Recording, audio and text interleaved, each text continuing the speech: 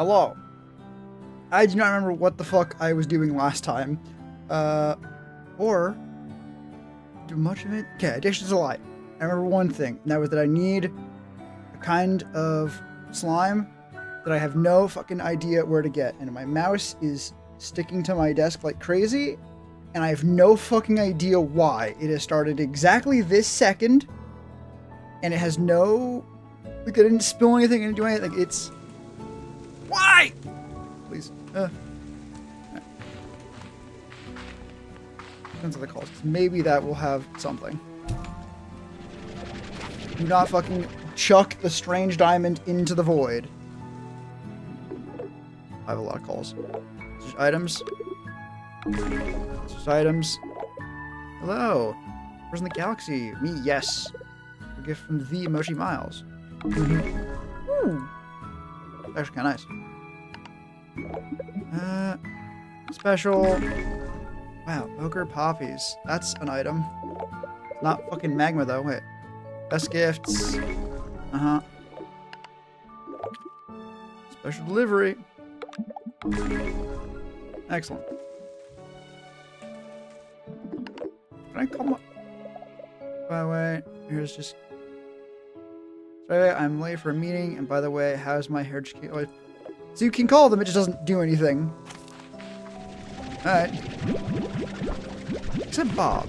I know you're not allowed to call Bob. Which I suppose at least gives an idea of like, no, you are allowed to call them because they are your friends. They will just always be busy if you call them. Oh. Oh, probably don't figure out what the fuck I was doing. How's the volume? It looks... actually, I can just check. Keep forgetting I can do that. YouTube. I don't know why I thought that would work, because I now have the music from the game and sound effects coming through the game and also YouTube, so I just can't fucking tell which is which and how loud it is. So, fuck. So these things. And... There's things I could do that are not necessarily useful, though. Which is a problem. I'd rather be doing things that I know are at least somewhat useful. Good. God, that one fucking thing. Actually, I don't even know. Oh, that's the Dervish plorts, right. God, that's even more annoying. Can I see weather effects? I swear you can normally.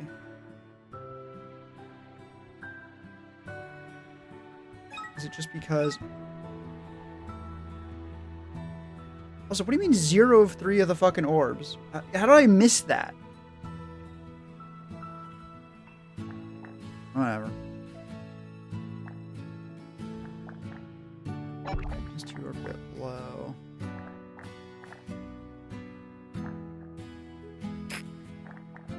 Wait, that's a fucking...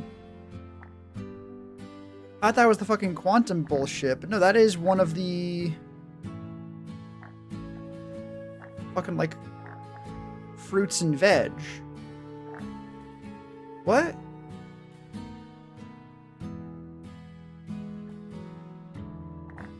My guess is... Oh no, it would have to be the... Interesting. That's gonna be the vegetable that the hyper slimes like. It's just at the end of like you have the meat, the veg, and the fruit. Final one is a candied hen for Slumber slimes, Polar cherries for the twin slimes. Whatever the fuck this thing is for the other one.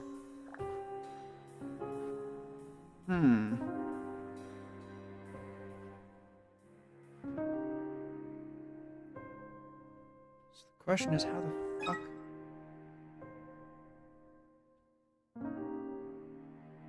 I feel like I'm going insane. Oh shit. Hello there. I don't even know if you're actually here yet, or if it's just saying raiding. So you might not actually be arrived yet.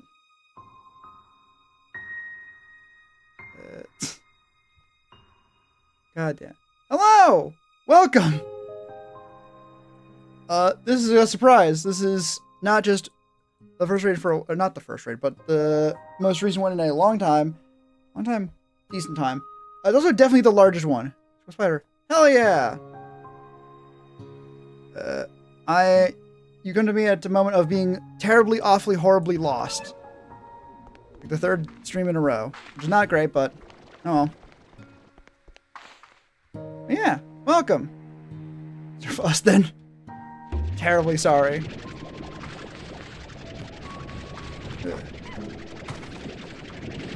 Yeah, it's trying to find where. The weirdest thing is the game seems to think I know where I need to go. Is the most baffling part. It's like, oh yeah, go find this thing. It's like, what? What? Where? I think that one has like the hunger face. Made it look like I did just beat him on the head with a rock. You woke up all the other ones too. God damn it. Ignore how overcrowded my ranch is. It's fine. I have everything under control if you ignore everything I don't have under control. This is good. Come up, Peter. Slimes aren't animals, they're slimes. It's probably fine. Yeah, anyway, welcome! I've never gotten used to how to deal with or talk during a raid. It's very good to have you. What were you up to before showing up here? Well, I handled just my slimes not being too fucked. Nope, that is still full. Cherries over here.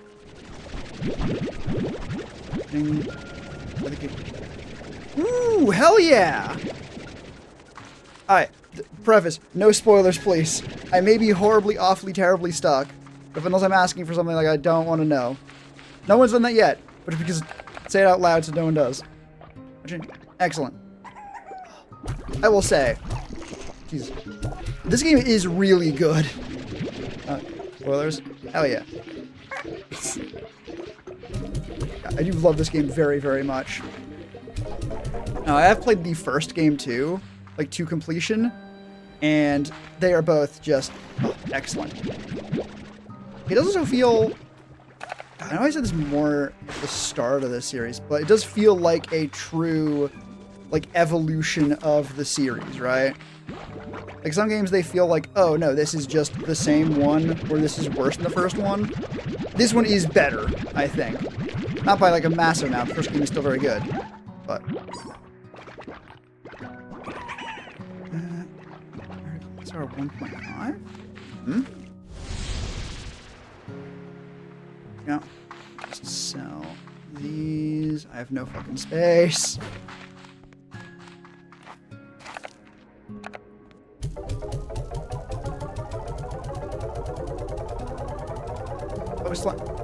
I heard it called Slime Rancher 1.5. They are fucking ridiculous.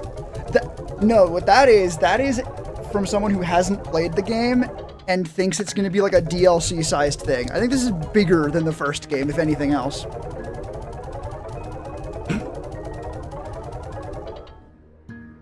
Slime Rancher 3 Halves is funny.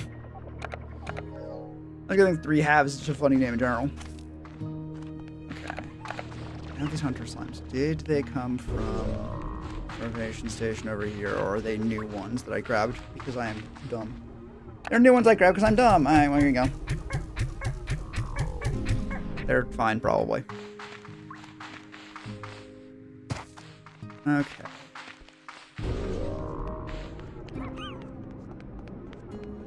God. Actually, since there's a bunch of new people here, because raid, I can explain this fucking... It's not even necessarily explain, it's like a story of something that happened earlier in the game, which is when I almost, keyword, got dervish slimes, because I got a tornado thing. So, you know, they spawn in. Ah, thank you. But yeah, almost got Dervish Slime, but it... Easy tomorrow, I'm asleep now, enjoy it. Follow? Oh yeah, thank you. I appreciate it. Almost caught it. Again. Didn't though, because it ended up eating a different plort first. And I was like, oh, god damn it, how dare you. And in a fit of rage, immediately hucked it into the ocean. And only afterwards did I realize, I don't know how long afterwards, might have been instantaneously, might have taken a bit, but I realized, wait a minute, at least if I had kept it around, I could have gotten Dervish plorts and then made, like, Largos for that. But I didn't. So I still don't have Dervish plorts to this fucking day. God damn. Those look like they were put there, like, delivered to be in the middle of the nest. That's also the only time I've ever seen them do that. Unfortunately, oh no. I can't say I'm surprised, because I've never seen another fucking Dervish slime since. Nice. Oh, I heard some sense of oh, that's me. Oh, also true. I've done plenty of that. But this one was just so close. So far. I feed my 10,000 Tangle Slimes. Again, don't worry about it. It's fine.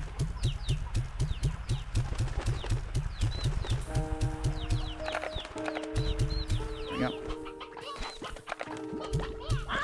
Eat those so you don't eat anything more important. Okay, if the Tangle Flutters look like they would have a really easy time breaking out because they can fly and there's so many of them in here, they get so close to them anyways. Yeah, like that's true and correct, but we just don't acknowledge that. It's fine.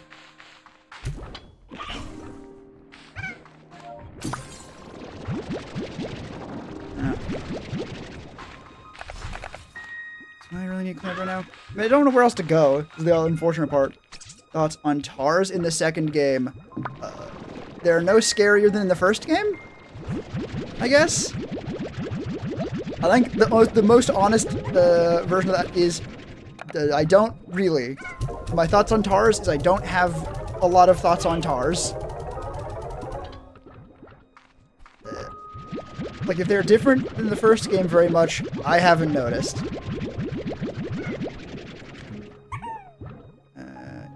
By the end, to have turned them off? Really? Well, I consider myself lucky enough I had to deal with that to that extent, at least. I don't know, maybe I'm just methodical by nature. I have not had to deal with TARS. I've had some scares, though, but... What actually happens to slimes that eat a different... like, Largos that eat a different plort when you have TARS turned off? Don't like them, they don't add any challenge. They're just there to be annoying. You know, I'll give you that much. Like, as far as TARS doing anything, annoying is probably higher than challenge, just because challenge is so low. Yeah. Absolutely fair enough. Honestly, I've liked... it feels like they're more prevalent in the second one. Maybe. It's been a while since I played the first game, but I think that might be correct. But, One thing I will say is I do like the drones in the second game. The fact they can just do more. They're everywhere.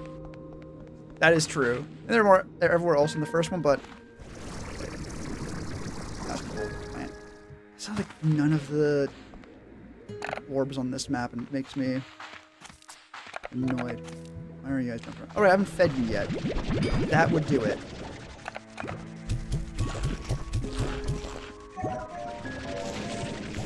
Yeah.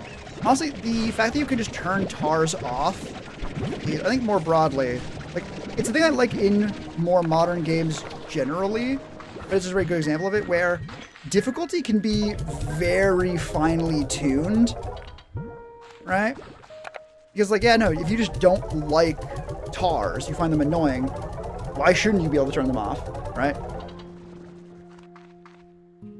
Like in some cases, you know, you can make a game unfun, but also at some point maybe we should trust players to play the game the way they want to play it, right?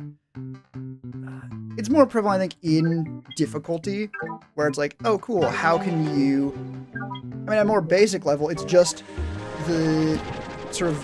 the fact that you don't see games anymore being like, oh yeah, here's the easy difficulty. Shitty little baby mode for idiot fucking babies. That's not really a thing anymore. I think games are better for that. But also in the, like, ways you can tweak, where it's like, cool, you can change how much damage enemies do, how much damage they take.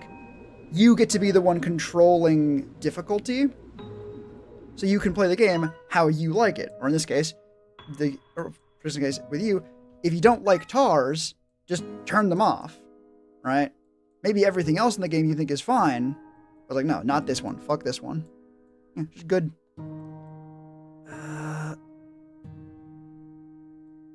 I'm just looking at the map, hoping to find somewhere I fucking missed. Like, I know there's something over here.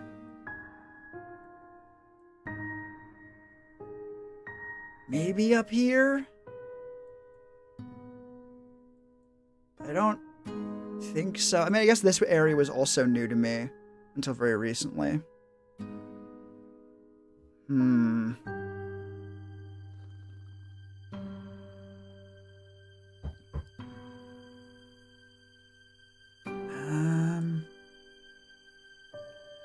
Like, I guess I just fucking give it a whirl.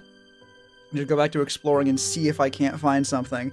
Though I suppose, at the very least, if I need to fucking, get, like, told or given some pointers on where I can find these fucking hyper slimes, I know where to fucking get them now. Oh,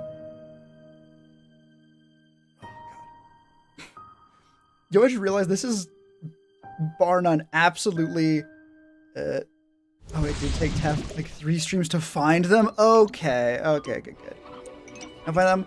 Not right now, but it is good to have that option. Honestly, even just hearing that it took you 3 streams to find them is, like, the best kind of help, because it is just an affirming, like, no, I'm not insane, I didn't miss something super obvious. Did not. But one person in chat said so. So clearly they must be trying to deceive me on purpose. Didn't know they existed until the last one. Oh, shit. Oh, really? So this is all new to you, or new-ish. If it was like either the last stream or before this one. 2.5 then. Okay. Where am I trying to find progress?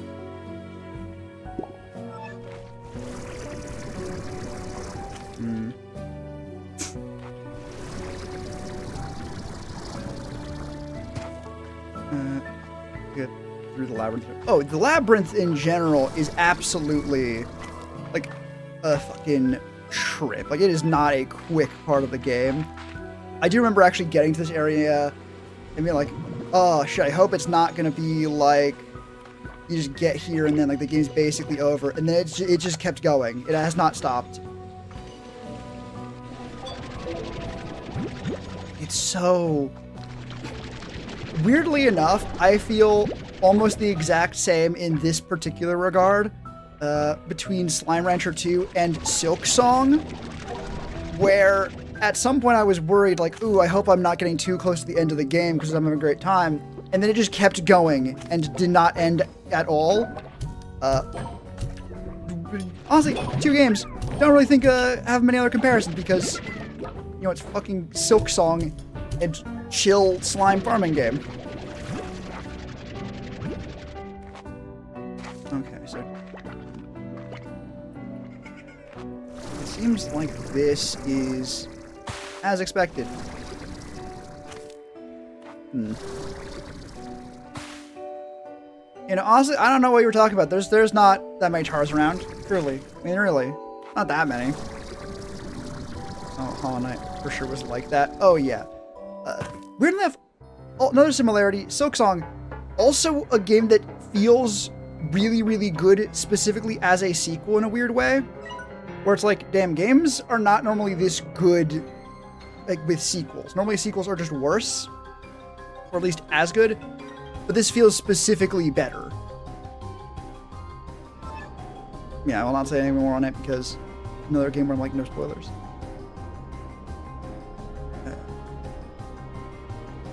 So this one's also a very funny game.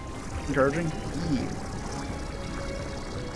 So this is a very funny game because it is absolutely one of those games that proves, no, a game can be absolutely amazing and also like hard, don't recommend for some players.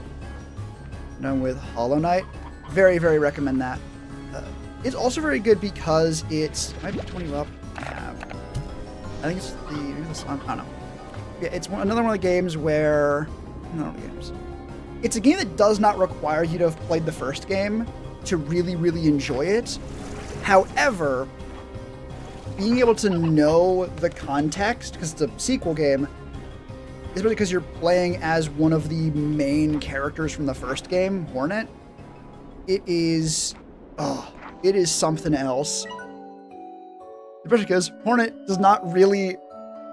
Hornet talks, obviously, much more than the Knight does in the first game, but rarely about anything that would be, like, majorly relevant in, like, a large scale for the series sense.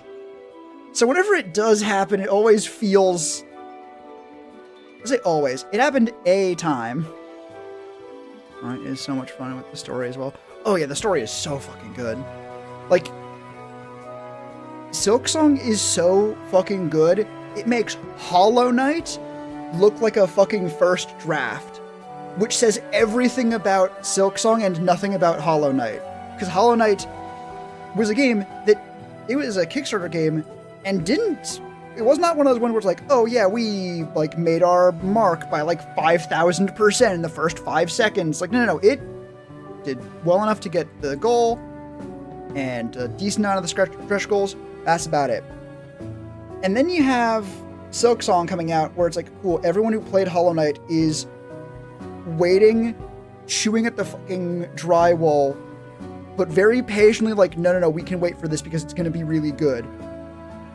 So that game, Hollow Knight, that inspired that level of confidence in the quality of it, looks like a fucking first attempt. Like a tech demo. Oh my god, Silksong is crazy. Again, that's what I was saying, with like, it being a game where like, it's not for everyone. The game's fucking hard. The game is not easy. It's very fair feeling most of the time, but that does not mean it is fucking easy.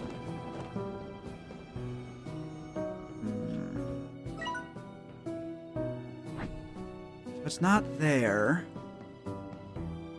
And it's not there.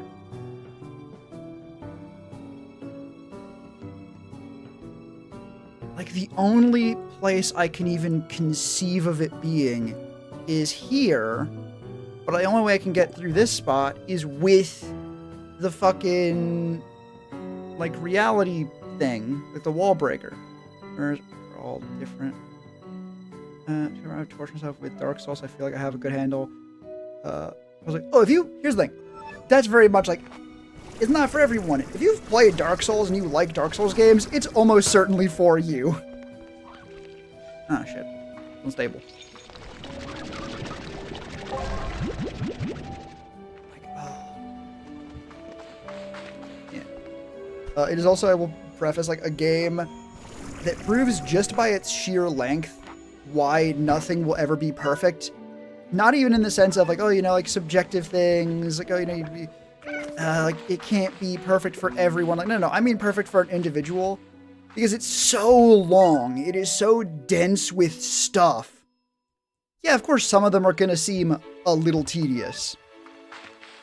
The fact that the number of like difficult things I've dealt with that I'm like, no, this is bullshit and kind of annoying and unfun is like off the top of my head too. Oh my god, how I have spent so long in that game, and 2 things there I'm like, this is tedious, maybe 3. Like a handful at most. Like, this is bad and I don't like fucking doing it. Wait a minute. That's just over there. I thought that might be like new areas. It's not. There you go. I just need to head around and head somewhere.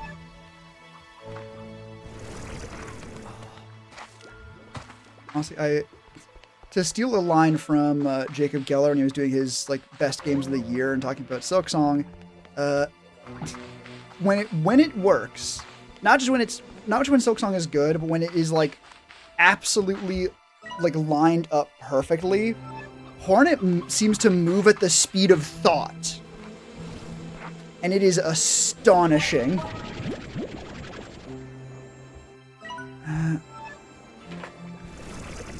We're not in Silksong right now. We're in Slime Rancher. And another baffling similarity between the two of them. I am now very far into both of them and fucking lost as hell.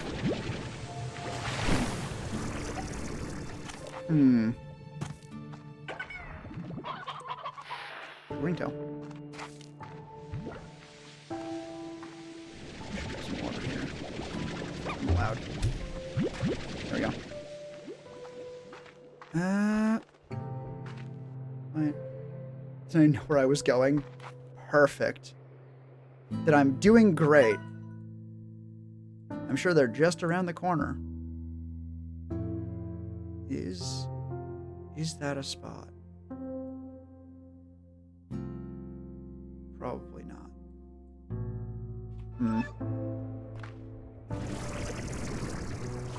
Pretty good review for Hollow Knight. Let's check it out. Oh yeah. If you haven't played like Hollow Knight or Silksong, they're both incredibly good games. They are fucking hard. They will beat the shit out of you. Right? I noticed both the first and second game was that at no point during the game did the map help you remember where you were supposed to do. True. I think part of that is because in both games, it's really thin on things you're supposed to do. I think second game is a bit more.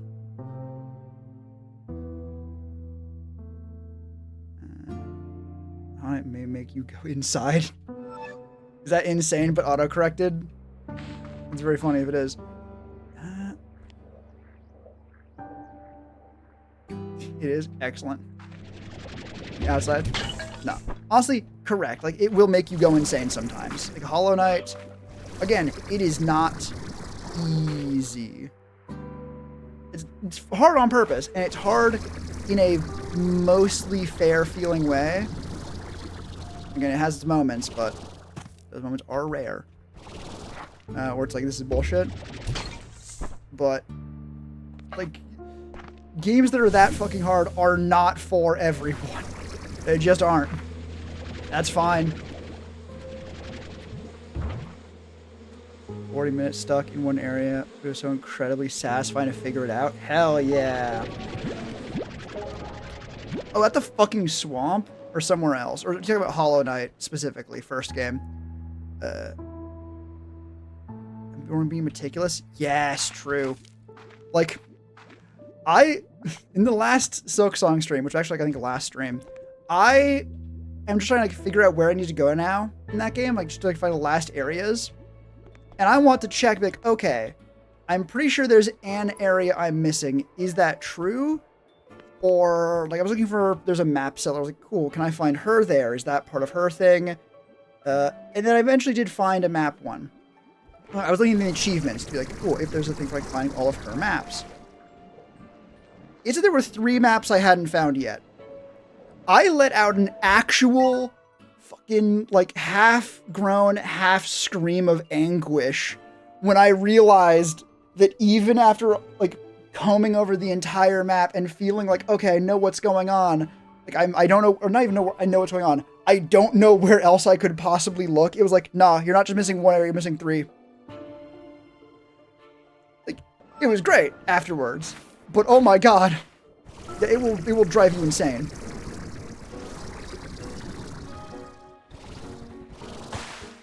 I'm trying to think of other games that are tough but fair.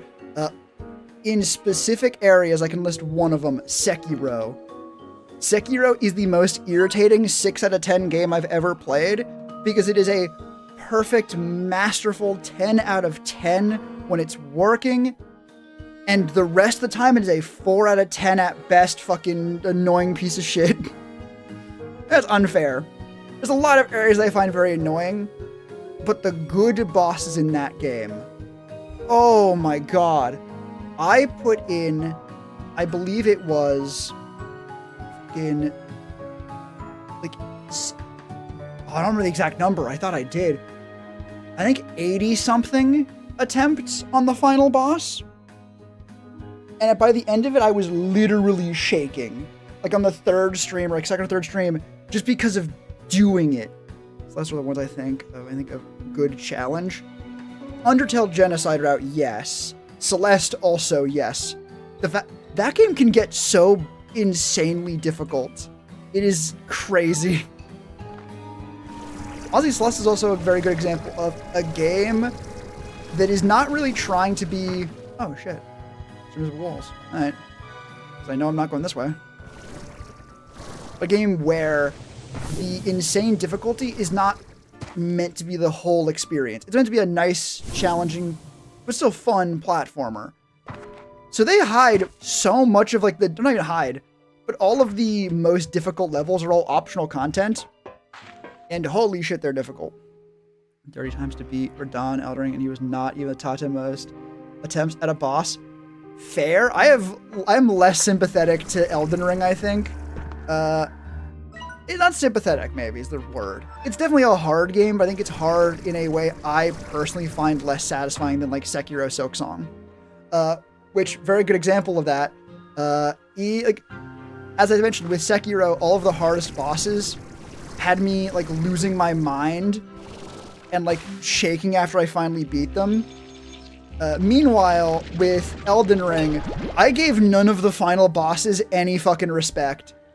Like, for Godfrey, who's not really like the last boss, but he's like, I guess he's the pseudo last boss, second to last, third to last, and what the fuck is in there?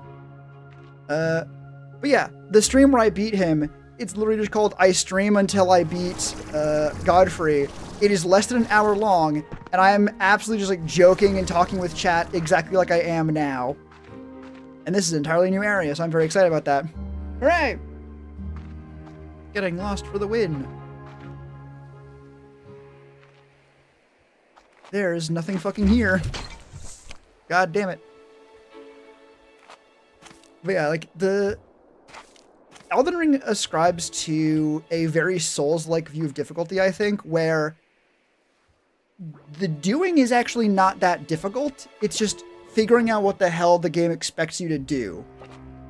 Where it's like, oh, cool, this boss will fucking kill you 13 times over because it has an attack that's really, like, annoying and comes out really fast. But once you've seen it a couple times, you can dodge it without much problem. Sekiro is not that. Sekiro will go, cool, this boss is gonna kill you really fast because dodging it is physically difficult. You can see it coming. You could have done it a million times before. It is hard to do. But when you do it, oh my god. Ah, a bot. Die. Elden Ring, so interesting as a game that works so well for open world, but less was a Souls-like game. That's actually an interesting point. I have been thinking about very recently, I've been watching some Dark Souls videos, like breakdowns of the mechanics, because I'm that kind of nerd. But I actually have been thinking of playing through Dark Souls 1 on stream, because I've never played a traditional Souls-like, really. There's a really fun challenge level halfway, at the halfway point, final boss, took you one try, unfortunately. Damn. I also do have that game, but I'm probably gonna play on my own, because I have heard so many good things about it. Unfortunately for it, I only really started looking when I saw it beat Silksong on one of the Game of the Year awards. I was like, no, it can't possibly be, and then it seems legit, so I was like, fuck. But yeah, because the only Dark Souls I've played, or Souls-like I've played, is Sekiro, which I've said my piece about, and Elden Ring, alright? killing so many times, and it makes so frustrating because I can see every attack coming and I can't dodge. Literally moving. Hell yeah. Ooh, actually, I have heard a very excellent breakdown on why the dancer is so annoying and difficult. It's essentially like a time signature, basically. Basically, most Dark Souls, and this is repeating what I've seen years ago. I apologize if it's only partially or not accurate. Most bosses in Dark Souls 3 work on a 4-4 time signature. So they will wind up for like 1, 2, 3, 4, and then they attack on 4. Boreal Dancer goes on 3s. So when your muscle memory is 1, 2, 3, dodge, the Boreal Dancer goes 1, 2, you're dead. Yeah, that would be a bit of a waste because I want to do the Dark Souls in order. And a classic Souls, yeah, she technically frames behind you instead of normal attacks. Mm-hmm.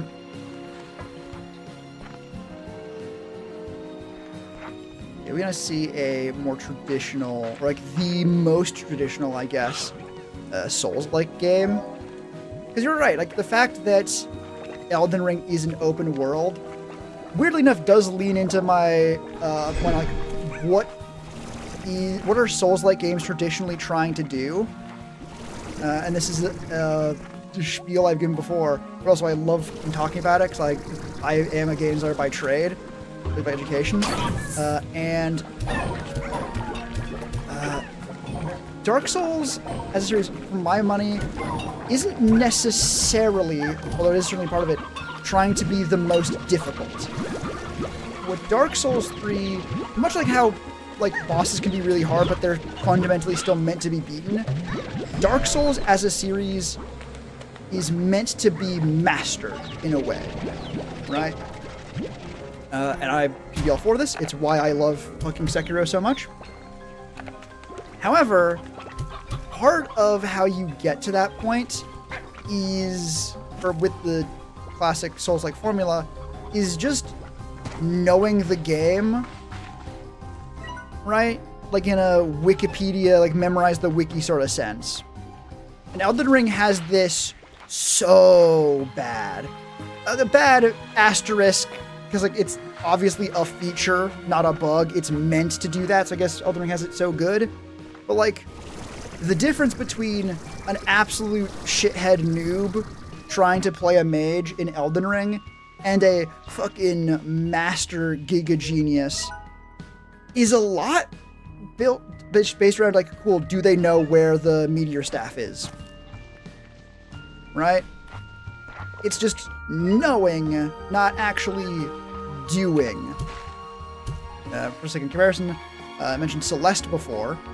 That's a very doing-based game. Even if you know, or hell, you probably will know how to beat a level, the actual doing is a whole other thing. And again, this is not a problem. It is a feature. It is the point. And I think the only reason I'm even so hung up on it is the number of people, not even a number of people. The reason I'm so hung up on it still is it is also fucking catnip for the most annoying kind of fucking gamer, right? The kind who's like, oh yeah, no, you're like, oh, you're not good enough for this. Oh yeah, this is like a skill issue. People who use skill issue as like token all the time insult unironically, where they think, oh yeah, no, I'm just better at video games, so I'm gonna be so smug about it. It is catnip for people like that, because they don't actually have to be good, they just need to do it a lot. I think it's so funny because I did not like playing Celeste, I really enjoyed playing Elden Ring, right? And that's sort of why that's a lot of why I keep harping on the idea of like, it's not a bad thing. This is a valid and even good structure for a game. Hello, pizza. It's because like it's a game that can be mastered very, very effectively. It is mastered that formula, even if it would be wrong to say. I said like it was one sentence. It's not. Cut off the first one. We're not happening. Like I fucking forgot my second one too. God damn it. There we go. It would be wrong to say that Elden Ring like fakes the mastery of it or the difficulty of it. It is a hard game and it can in fact be mastered. the mastery of it is different than something like Celeste or Sekiro, because it is a matter of just knowing, right? If you've played Elden Ring enough to know where all the good items are, yeah, absolutely, that is a valid and fair way to have mastered that game, and the game will reward you heavily on it. God, I remember one point in the game that fucking pissed me off so bad. Rhea Lucaria Academy, one of the paths just has a fucking hole in it that you couldn't see, or I couldn't see running up to it. And it's like, oh yeah, this is a literal pitfall trap that will kill you, like, until you know about it. But the second you know about it, it is trivial to get over. And that's when I find the most annoying, where it is simply the doing, or like, it will kick you in the teeth just so you can know, okay, it'll kick me in the teeth there, don't do there. The rooftop so many times, right? Maybe that's the best way to fucking put it. Elden Ring is, to me, more of a punishing game than it is necessarily a super hard one. Which, again, to be fair, to be clear, not a bad thing. But it is, I think, an important distinction between it and, at the very least, Sekiro. Very good quote. Thank you.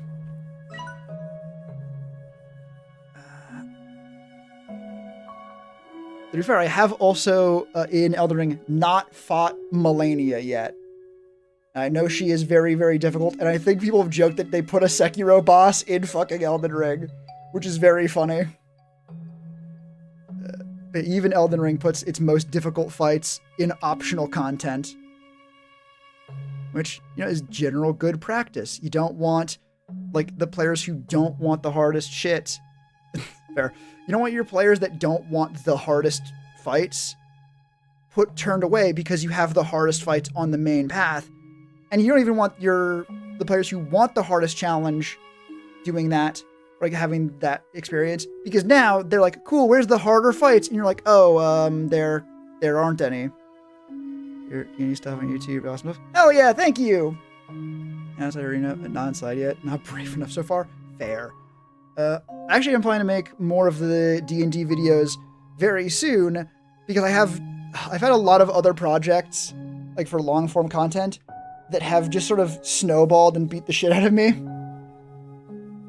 But one of them was the scalpel build, so that's done. Another one is so close to being done. And after that, I want to go do the D&D ones. It's that for at least like a couple months. Dude, I can't even edit short form content. Oh yeah, like, it's very fun story about that specifically, or nearly that. I actually took a break recently, and part of that was going to visit my partner, and they needed help with, like, editing a little, like, short video. I say help in, like, quotes, because I ended up just doing it, because I could do it better and faster, and that was just a nice moment to be like, oh yeah, no, editing shit is hard. Much more time than I thought it would be. Oh yeah, it's so much more time than I constantly think it will be, and I do that. Like, I do editing. But yeah, it is very much its own skill set.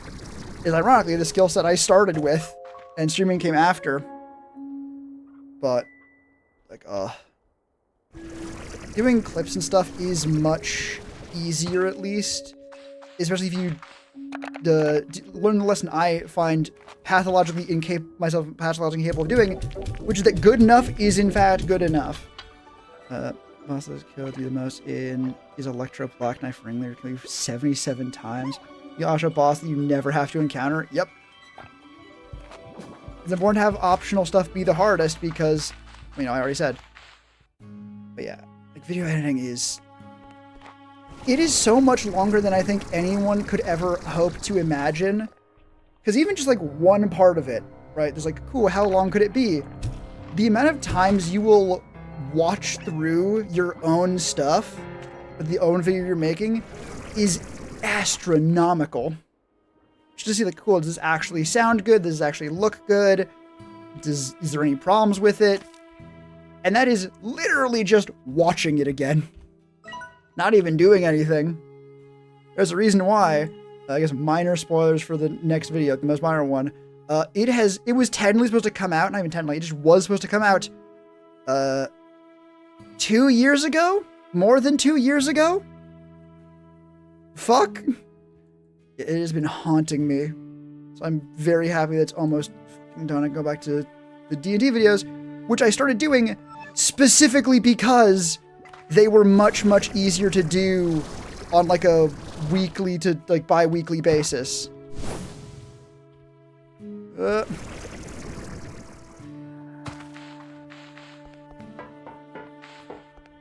my god. And taking part of a nitty one-shot on stream.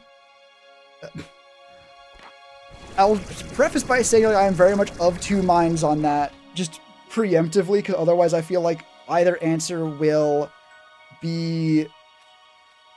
The two minds, if I say either of them first by themselves, it will give the wrong impressions. I'll preface by saying there's two of them. The first answer is, yeah, absolutely, obviously, I fucking love D&D. The idea of doing D&D on stream is amazing. The second part, though, is I am also like pathologically cautious and like nervous about shit like that in general.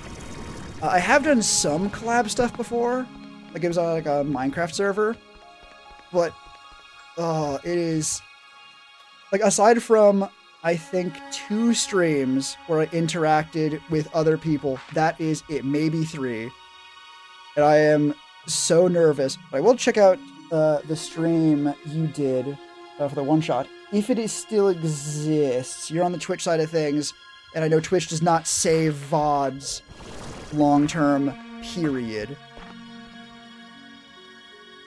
There we go. That's what I'm just looking for, like, shadow ports. Actually, I should put it near the front then. The VOD is uploaded on YouTube. Excellent! Did I get that? Oh, yeah. So I guess the more complicated answer is, interested? Absolutely. It would need to be a thing I thought about very carefully. So in anything close to short term, nah. Also, I'm just fucking busy with my other projects. Right?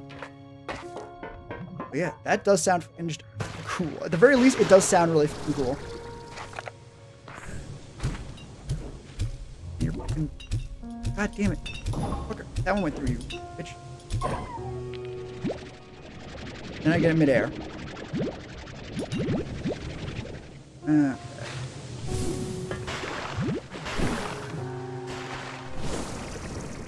Also, it is very convenient, though, that you seem to have found me through Slime Rancher and also do D&D stuff. God damn it, I don't want to cut that one another time. You love D&D? Hell yeah! Oh, D&D is so good. Isn't even the first time that has happened. Yeah, like something serendipity flat circle.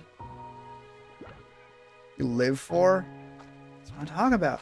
Actually, speaking of D&D, then, if you're a big fan of it, thoughts on 5.5, like the new one, the 2024 rule book, because that's what the most recent stuff has been about. Oh yeah, but the reason why I started that series was in part just to force myself to learn the new classes to see how they changed. We've played in the ones I found through Slime Ranchers. Like, honestly, well, I've not had the same specific thing. Slime Rancher 1 was also, I think, up to this point, one of, if not the, probably not the most, but like one of the most popular series I've done. Series has a way of spreading, man. Okay. I have been going in a fucking circle. Am I back near the beginning because... Actually, is there a teleport around here? Not really. I know there's a hallway there that if it spawns shadow slimes is really good for farming shadow ports.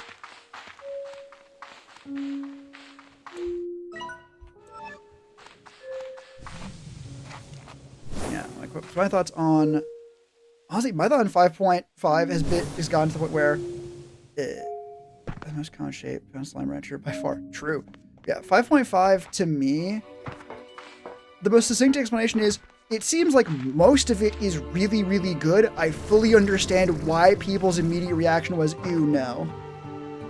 About it, 5.5 that is. I own the books. You get to play everyone I play with first 5e for the additional options. Right. I feel like it's a common explanation. It is fundamentally also an excuse, simply because like it's very explicit. You can use all of the options in 5.0 in 5.5. Like it's not a problem. Like aside from maybe a few very, very edge cases, but it's fine. Again, I understand it, because why fix what ain't broke? A lot of the options, at least in the classes, are very good. There are problems to 5.5. For one thing, they got rid of melee attacks and spell attacks.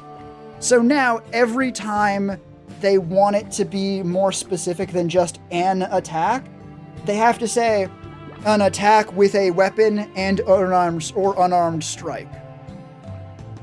Which, I don't know if it's just because I have had to talk about unarmed strikes and whether or not they are weapon attacks. They are. It's just weird rewarding. Like, I've had that conversation so many times, it feels like the reason they did it.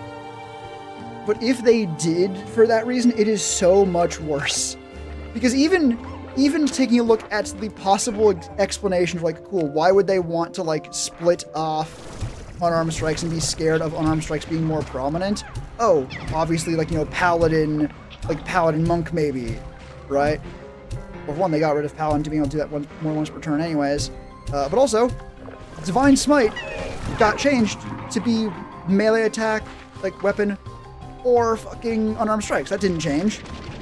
And for Battle Master, right, another example of maybe you don't want this to work with unarmed strikes, it went from weapon attack to attack.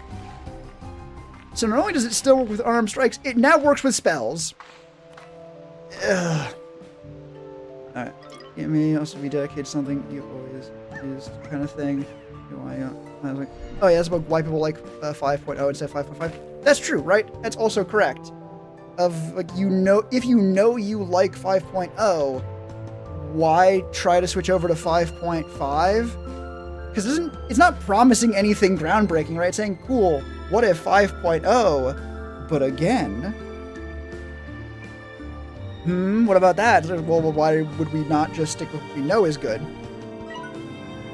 But honestly, I don't think I've had any major complaints with any of the classes so far. The Ranger video is coming up. That one's gonna fucking have some.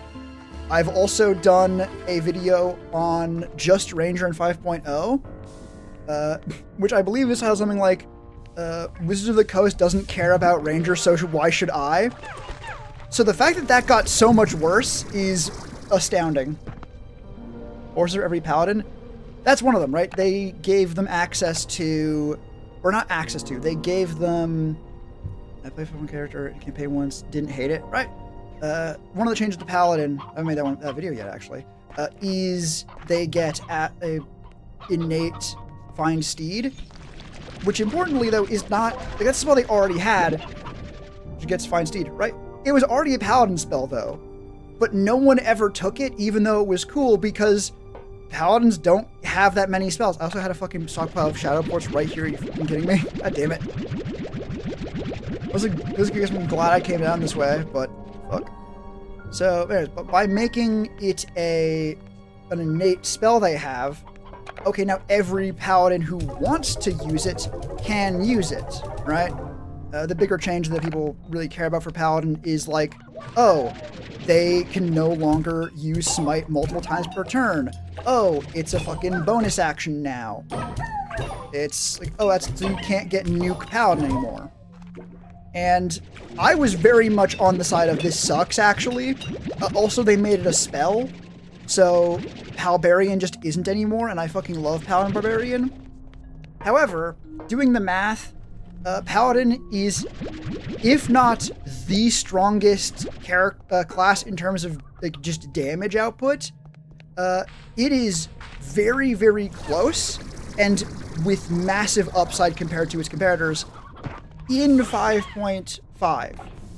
So that is with only 1 Divine Smite per turn. Right? So, yeah, I can see why they didn't want to make you, like, to give you any more damage, and why giving that, like, damage to also has fucking resistance and, like, other barbarian features. That would be too good. Right? Like, it is an unfortunate conclusion I've come to that actually, mechanically speaking, Paladin 5.5 is completely and absolutely solid and very good. It's annoying, but that's the next video. Ones I have done, though, I think the closest I got to a negative was Cleric? Or Druid? Because, like, for Druid, the only problems I can remember were some baffling choices to Wild Shape, but those are easy enough to deal with by just going, no. And for Monk, it was literally just where the 4 elements was bad still. Everything else on Monk is perfect, but one of the subclasses is hot garbage, so I got like an 8 out of 10. It's been a while. It has been a while, Sham Man. Welcome back. We're talking D&D while playing, distinctly not Dungeons and Dragons. But there's also not much to talk about in this game while I'm just stumbling around trying to find out where the fuck I need to go. Mercy Monk was a ton of fun. Yeah, Mercy Monk was always good, and they didn't change much about it, but D&D lore for a while? Fuck yeah. Yeah, like, in terms of, like, it wasn't good, but it was fun. Hey, if you're having fun, at a certain point, that is one of the most important metrics for good. What's that? Not what I meant to do. There we go. I'm done dealing. I would love an character to be a monk. Yeah. Honestly, the monk changes in 5.5 are so fucking good. Just because they make monk fun and functional. Like, monk in 5.0 is very clearly, like, it thinks, God damn it, that's not fucking helpful. Very clearly presented as if having unarmed strikes is a buff. Like, not needing a weapon. It's not. It's just not a buff. If anything, it's a nerf because he can't use magic weapons. So, the changes to that fixed it and made Monk actually good and not immediately run out of steam. He with a monster tied down by the trait of neutrality as it wouldn't attack until hit. Best part was that it was a pet one-shot. Was a pet that one-shot a final boss. God damn. Well, as far as bad D&D lore goes, that's fine. At one point, I wanted to do I saw a picture of a, like, golem with a lighthouse for a head. I was like, wow, I got it. It was a good time. Rest of the night. Alright, thanks for stopping by. Thanks for the raid, Tav. Hope to see you again sometime. Yeah, make sure to check out your stuff, too, when I'm done stream. Yeah, have a good night. Take care of yourself out there. I hope to see you again next time. Yeah, next thing I did. I saw a lighthouse, a picture of a lighthouse golem. I was like, wow, that's so cool. Like basically a lighthouse come to life. I want to do that. But it's so weird that, like, giant characters have, like, these, like, pathetic, like, oh yeah, I punch one guy in a crowd. That's weird. I want to give, like, an AoE punch. And yeah, long story short, it immediately wiped the party. Like, every character but one got hit by the punch attack, and all of them went down immediately. DMing is... it's a learning process. I don't do that anymore. But yeah, its blood column gets bigger with more blood. They call it massacre a lot. So it was like 8 meters tall. That's cool. The idea of a blood golem based on neutrality, though, is weird. Interesting weird, like potential weird, but not what I would immediately expect. Okay, where the fuck am I going?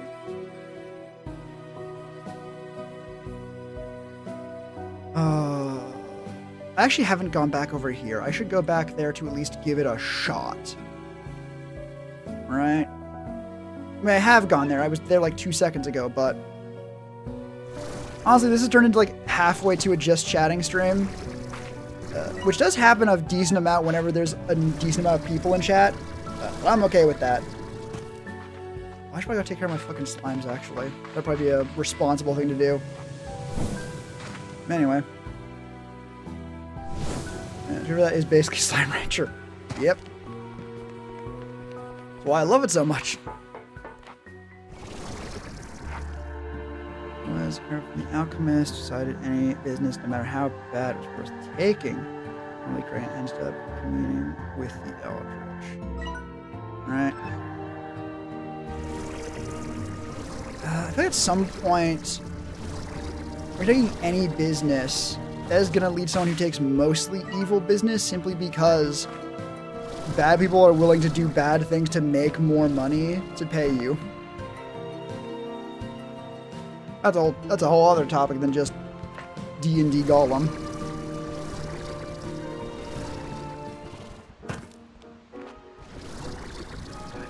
D&D. Honestly, have I gotten to talk about D&D much in streams? I'm not sure I have. Most people in streams don't know too much about it, like from a mechanical sense. This has been fun. What the fuck is that? I think it's just like a platform with a chest, but I only mostly remember where that was and what that is. And I can see it now very clearly, and I know exactly what that was. God damn it. Can't even have hope.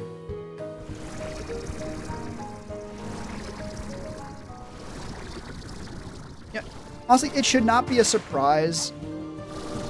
Or like, it feels more obvious than I would have initially expected that I am a big fan of like the mechanics of D&D, given that the vast majority of my content, like long form stuff, is the mechanics of D&D. To the point where like Sword Timber last year is the only, like, is the closest thing to a series so far that isn't in some way, shape, or form, hey, D&D?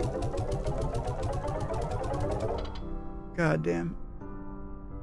And I have no interest in that changing, honestly. He was also a mortician, his main gig. We noticed a couple grams or an ounce missing from ashes. Ooh, that's fair. Plague Doctor fit with a cane. Hell yeah. Are you a fan of encumbrance? Like the survival, eating, drinking parts then? I'm more talking like from a macro sense, like the mechanics that make the game function, in which those absolutely count. And I do think those could be done very, very well. I have never played a game with them, I don't think. Not with like a focus on them. Though I have played a character with the like standard encumbrance. It's like 15 times your strength score. But with all of, or almost every multiplier I could find to make it bigger. Because like barbarians get one, like old totem warriors got one. There was like an unearthed arcana feat that gave you ×2 carry capacity. Basically, dude has like carry capacity of like 2,000 pounds and just carries around a full blacksmithing forge with him because it is very fun. Description was that Jowdy was enforced by having them take turns controlled by the owner. Gotcha. So never play with them, but I've met some people who have. Again, like I think they're interesting to look at from the perspective of they are specific rules and mechanics you can use to change how a game is played quite dramatically. A more extreme example is like the gritty realism healing, where a short rest is what a long rest was, right? So it is 8 hours of rest, at least 6 hours of which is asleep, whereas a long rest is a week of downtime. And that's obviously going to fundamentally change how the game feels. I think that's really interesting. Cool. Say the Warforged Barbarian. Warforged Barbarian's good. Mine is actually a Thri-Kreen Barbarian I was talking about. You don't want to make a grappler. 4 arms makes grabbing people better, because you can grab more motherfuckers. Ow. Oh, wait. I think, in terms of like the survival, eating, drinking parts, On that, I will say I think D&D typically struggles. That's like supposed to be like historically a whole pillar of the game, right? You have the combat, you have the role play, and then you have the exploration. And that's kind of dead a little bit. I mean, for God's sake, the class that's meant to be the survival exploration-y ones, Ranger, their only real ability that relates to that in like a strong way is, yeah, don't bother. Just skip it. Like kill is a no-no YouTube thing, but basically it would have attacked party members that hit it. Makes sense.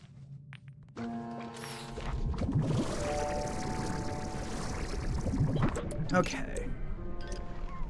I am once again in this fucking room, desperately hoping that this time, somehow, I can find a way through where there wasn't one before.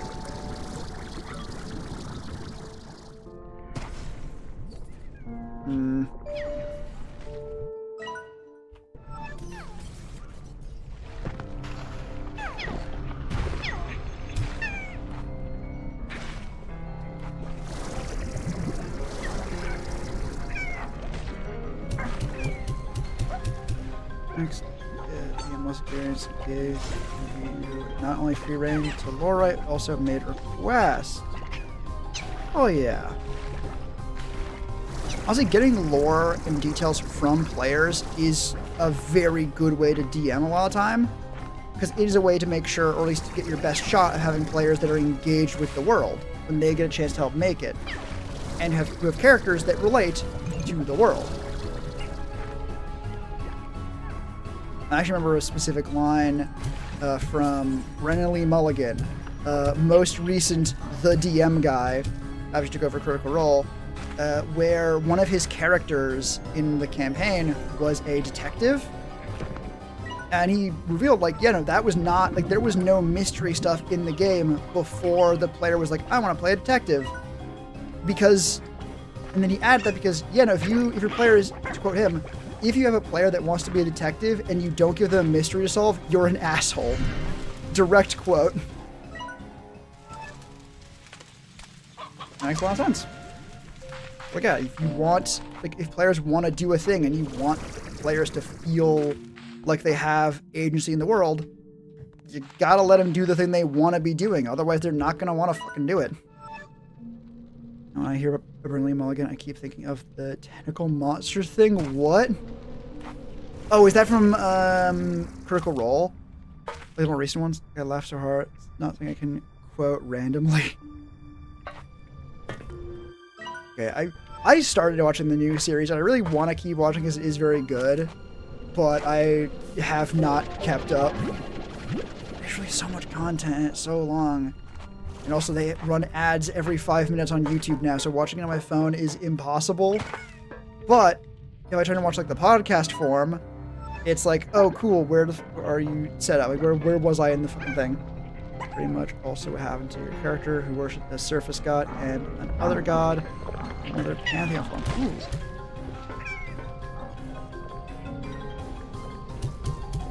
Yeah. Not only is it like just generally nice to have, like, to give players the option to like help flesh out a world, to like obviously make sure they care about it. And I'm out of fucking water. Oh, I didn't see anywhere to go.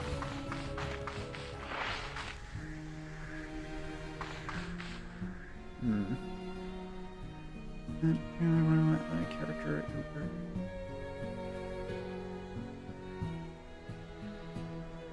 Oh, your player who worships my god.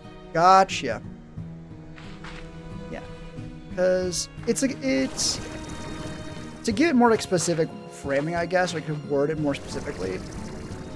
It can work both ways where, oh, cool, the DM makes a thing that the player thinks is really cool and wants to make a character around. But also the DM or the player can have a really cool idea for a character, and the DM goes, that's really cool, and then uses that to flesh out the world. In both cases, the character and the world are made better by this, like, teamwork, basically. And it just works all around. I think a very, very good example, not exactly of, like, this particular thing, but of how it's not it doesn't have to be a matter of, like, cool, the DM came up with this, or the players have to come up with that. It can be, right? Because part of it is also not just is it better, or not just better. Not only can players feel more in control and in tune or connected to a world if they, get to help write it, it's also kind of easier for the DM because, they don't have to write everything themselves.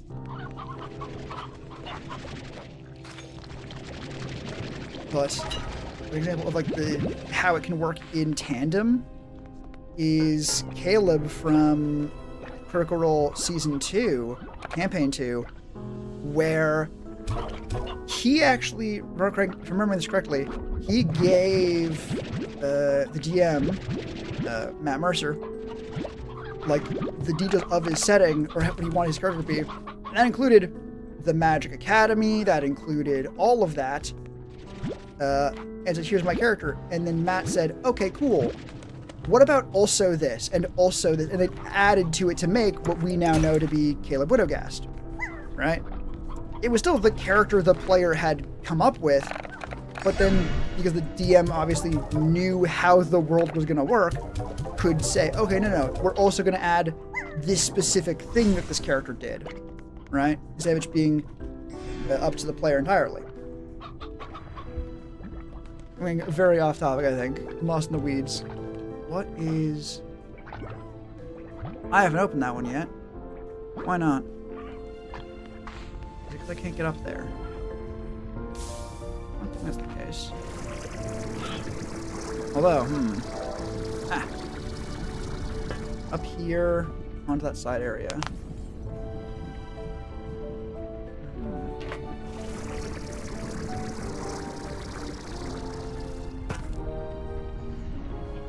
If I have a jump pad, if I have a spring pad that can't fucking go here.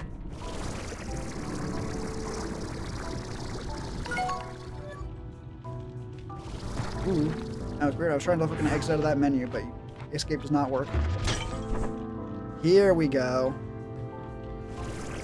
Okay, so that's how we get up here. Now I need to go and grab the actual thing I need to open it. Very well done, Doctor. Excellent work. While we're still at least loosely on the topic of, like, D&D characters, one thing I will say for, like, character creation in general, at least for me, I think broadly I am quite a... I don't think power gamer is not really where I would go, which will become clear in a moment, but certainly I think the direction at a minimum.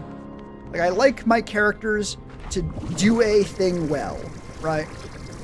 I don't want to play a character who just kind of sucks and is bad. But this is not and should not be limited, I think, to just good, like, at damage and, like, playing the game and winning, in quotes, because, you can't. For example, my most character I was talking about before, the one with the massive carry capacity, is an unarmed fighter most of the time. He's a wrestler by trade. He's not a monk, he's a barbarian. And the only thing I have that increases his unarmed strikes is Tavern Brawler, making them D4s. So clearly he's not about doing the most damage. However, I also have expertise in athletics and am a barbarian. So whenever I go to grapple someone in 5.0 at least, it is a contest where I get plus 13 in advantage for an athletics check. And it's like, oh shit, no, my guy can grab motherfuckers. And he's really, really, really good at grabbing motherfuckers. That's what I love doing. I love making optimized characters who aren't necessarily optimized in towards a classical direction. God damn it. This is why I gave him my last character was a barbarian who didn't like fighting. So I created a pyramid scheme so he wasn't even good at the one thing he was good at. Damn. Yeah, no, for me, I like... This is think about the mechanical part of things, I think about and can see briefly like how the rules interact and affect each other. And I like puzzling out, okay, cool, how can you make, within the rules as they are, within the bounds of what's balanced and fair, how do you make a character who's like the best at grappling, right? Is grappling the best thing to do? No, of course not. But if I'm gonna do it, I want to be able to do it as well as I can.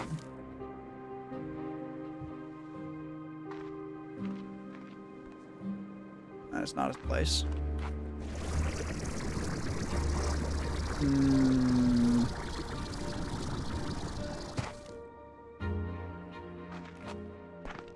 The fun roleplay character, however, he didn't fight in a real sense, but instead his words tended to hurt worse, especially given we are in the Fae realm. Ooh, cool.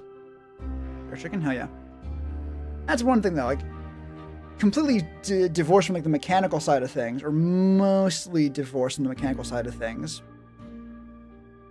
It has as much intersection as the game would like there to be. Amount of intersection between mechanics and the roleplay. Is like you could have a character who is like role played as you did, like a schemer, a talker, the face of the party who makes like a pyramid scheme and uses their words to fight. You don't need the mechanics to back that up sometimes, right? Hell, in roleplay, you can lie to a character and your DM just doesn't have to make you roll deception. They can just be like, no, that's a good lie. You just lied very well there. That is you used information you knew about to convince this character. This is a thing that the character has no reason to doubt. Well done. You don't need to roll deception. All right. And I like, that is very cool. That's good. However, I also like the consistency of the numbers. I think, because with roleplay, it's like, cool, I want to roleplay a very, like, charismatic character. It's like, cool. Now it's basically up to you, and more painfully sometimes, the DM to treat your character as if they are charismatic. Meanwhile, with numbers, while it has its own host of problems stemming from, like, cool, but, like, what if your character is, what if you're not, though? How do we roleplay that? But if your character has the numbers for it, you can just say, I want to try and persuade this character, and then you just do it. Conquest mixed with a judge. Ooh, that is an interesting take on it. I almost think it'd be... I think the more obvious and probably more basic fit would be like a crown or something. But Conquest is cool. Also, Conquest is like a cool in Paladin subclass in general. That's kind of great chat. Unfortunately, I have to sleep. I'll hopefully be back again. Good night. When you're leaving, though, I actually do have schedules up on social media, because I forgot to fucking mention that. Discord, all those socials. So if you want to find out when I go live next, go find those. I also have a Discord if you want to actually just hang on and chat. But yeah. Till then, thanks for stopping by. It was really good to have a raid. And you were all just excellent. Absolute joy to have. Take care of yourself out there. Hope to see you again next time. And bye-bye. This place is lawless, so he brings the law. That's good. Oh my god, that... Occasionally you can sell a character idea just by, like, a sentence. Like, the descriptor and the sentence. Or even just... Like, that's just good. But the specific mechanics of Conquest Paladin, who is a judge, in a lawless place, he brings the law. That's good. Also, I think there is... Honestly, there's an interesting interplay you could even have. This is a could have, not a must have. It's important to remember that I think it's actually very big, like the mechanics and the rules are the bones. You can stretch a lot of different skins over them to make them fit. It's like it doesn't have to be that. Like, what is the difference between a sorcerer, a celestial soul sorcerer, and a cleric? In the narrative, it could be literally nothing, right? No, obviously mechanically they lean towards a specific thing. But with the idea of judge, conquest, paladin, enforcing law, if you wanted to get, or the DM was like, no, we want to get a little bit clever or cute with it even, having a counterplay be a paladin of the crown, who is essentially trying to do the same thing, and having these two characters fucking hate each other because one of them, your character, is like, no, we need to establish law, because conquest is just, we need there to be law here, right? The crown is leaning, I'm trying to find a way to phrase it, aside from just like acting as the crown one, but the conquest one is like, no, I need to enforce order here, right, and law, whereas its powers are about conquest in general and enforcing your will. It just happens that that will is the law. We need laws, no, we need a king, and it's me. In a sense, yes. Although, of course, again, like, you can be playing a paladin where it's like, no, this guy is here committed to law and does not think of himself as a king even, but is mechanically conquest. I actually did play a paladin very similar to that.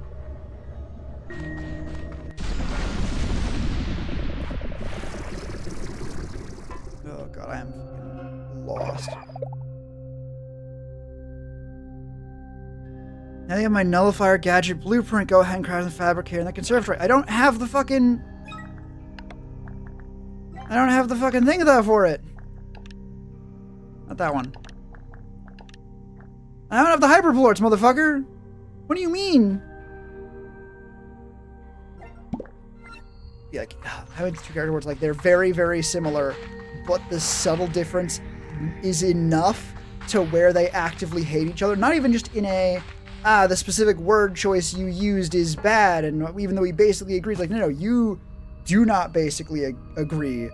One of you thinks the other one is actively, like, not necessarily awful, but, like, just trying to be king, right? Or the other one might think the other one's like, no, this person is, like, limp-wristed and a fool. Like, this is a lawless place. You expect them to just follow the rules because they're the rules. Use a gothic horror archetype, so he leans toward punishment, but he does have mercy. Punishment need not be pain. Paladins, like, honestly make some of the best evil characters, or evil coded characters at least. He sat an orc down and forcibly taught him to read. Wild.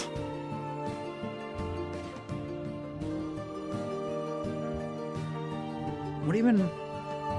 I'm not gonna check the conquest rules right this second. That is not what needs to be done. However, the idea of using, like, an oath of conquest paladin and being like, no, this person's oath is to knowledge and, like, education and knowing. So of course, when they encounter someone who is, like, illiterate, that is not optional. Like, no, you will learn to read. You must learn to read. I ain't gonna tell you what you need to read. I just need to know you can. Learn to read so you may know the letter of law. Oh my god, that's actually brilliant. The idea of, like, a character who's like, yes, no, you must follow the letter of the law. You must know the law. Oh, you do not know how to read, so you are unable to follow written laws. I am not so blind as to not understand this situation. Like, yes, that is correct. You can't follow the letter of the law. You can't read. This is an excuse that can be fucking rectified. So you're gonna learn to read so that you can then follow the law. That is fucking clever. That's good. Got only 3 Rooster. Also, can I speed up? Please, I don't need... God damn it. A bit quicker, please. Oh, the character already? It's good.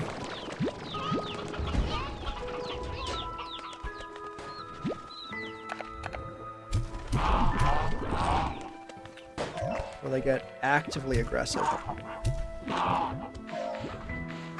Uh-oh, uh-oh, uh-oh, uh-oh, uh-oh. Get the fuck back in there. Oh my god. Those are meant to be flutters. That is good. Oh. A slime out of its pen is the scariest fucking thing in this game. God damn. And I never did say what exactly does happen if a slime, like when you turn off TARS. A demonologist in the campaigns is usually the first to punish the vampires. Gotcha. Ooh, vampires. You playing Curse of Strahd? Curse of Strahd. Also an excellent place to have, like, fucked up kind of characters. I actually had the joy of playing a Curse of Strahd game as a monster hunter whose ideology was basically, yeah, I'm going to be a monster hunter because there are monsters out there and someone needs to do it. This is a job where I am going to fucking die one day. Like, this is not a job where you retire. This is a job where you die. And that is a thing I'm signing up for. I know that's going to happen. I just have to be okay with that. So in Strahd, he was the most well-adjusted character in the fucking setting because everyone else is like, oh no, the vampires, oh no, like evil. And he's like, well, there are monsters out there. I'm going to go fucking kill them. As is my job. Honestly, one part of it that was so... I'm surprised I haven't even told the story before, because it's so fucking good. But there was another character in the setting, like an NPC, that was also a monster hunter. And they were like, oh, that's actually not, they don't eat those. Fuck. Yeah, you physically cannot eat those. Fuck. Where's the rest of them?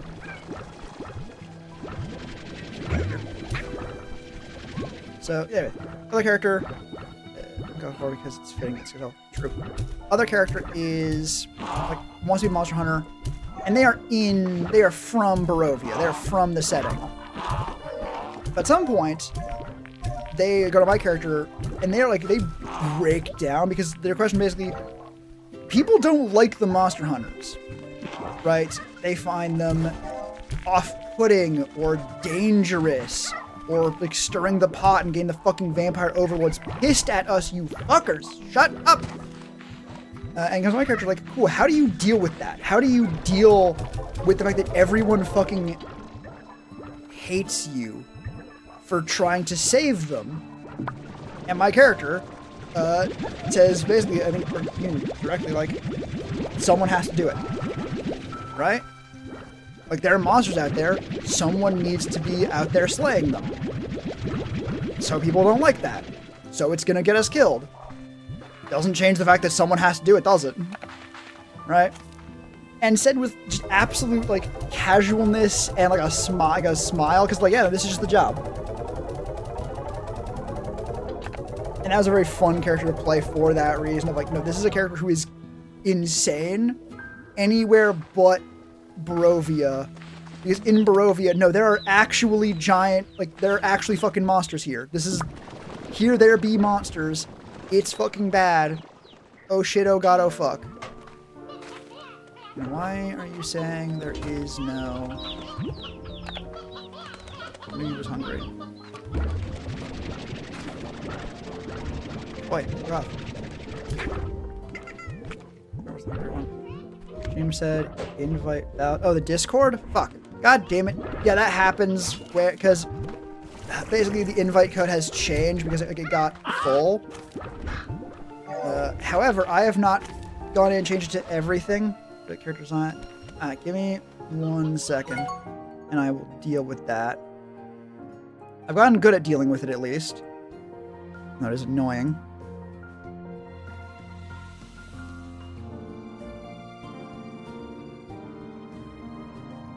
Not make a new one. Where's server settings? Invites. That one.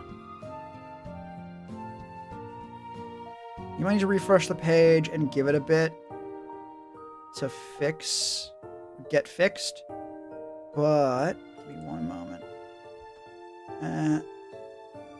There we go. So yeah, again, give it a little bit. You're going to need to refresh the page, but that should be fixed. Next thing we have only one. Damn. Right. I think that ding was you. Got it. Nice.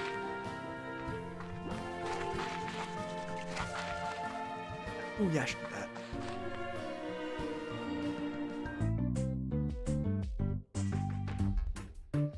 Let's see.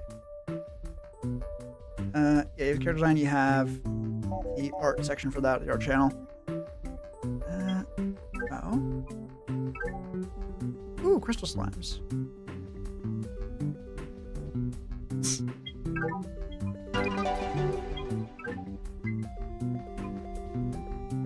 You know, I'm actually gonna get that because it's funny. God, I wish we can carry more than one thing at a time. I really should be dealing with this when I get the things instead of, you know, now. But, oh.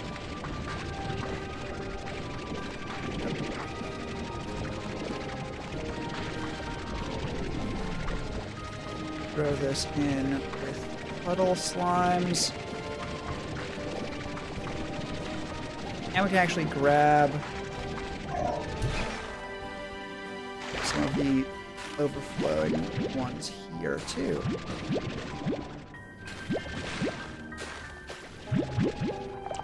Oops.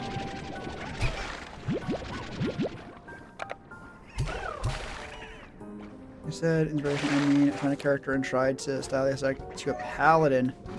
Yeah, that works. Like, wow, this character's vibe is really cool. I wish they were a paladin. Hi. Fucking get the fuck back in there. Motherfucker, why didn't you go in there? In. And draw. It'll be a cold in hell before I ask you to draw for me. Good and fair. If you want a way of doing that, Hero Forge lets you make minis. You can actually buy them, but you can also just not buy them and just use it as essentially a character creator. It's not perfect. God fucking knows I know that one. However, it is pretty good.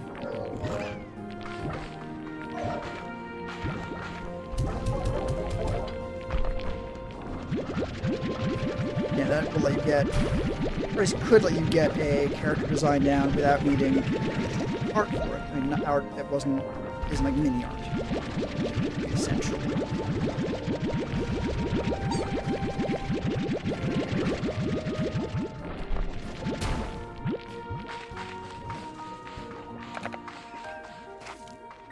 I really should like to cross like check that to make sure everything is still good, but also I don't want to have it over Discord.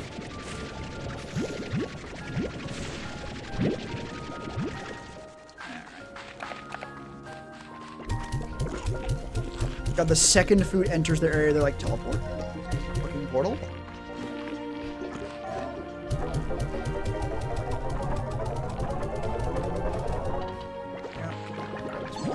Here.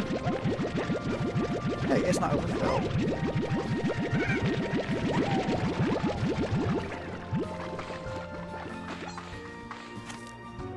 The last couple. Give them as much of a buffer in terms of food as possible.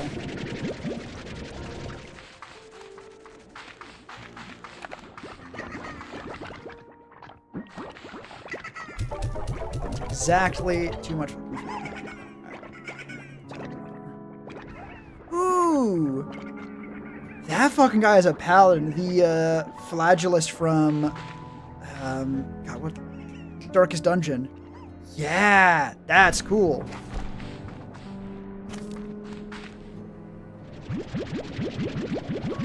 Oh, right.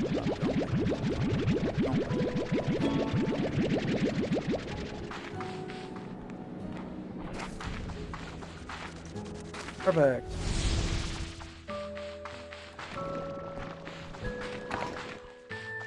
I know I at least had the, like, dinosaur chickens available. I don't know where they are / went. God, me when I can make even more too much money. Perfect. This will be very useful when I don't need it.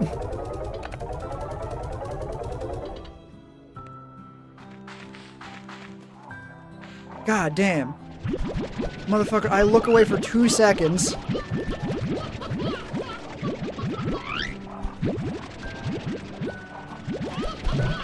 And is literally actually full.